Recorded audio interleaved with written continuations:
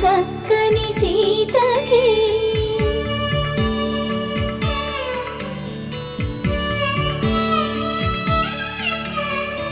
ఎర్ర జాబిలి చేయి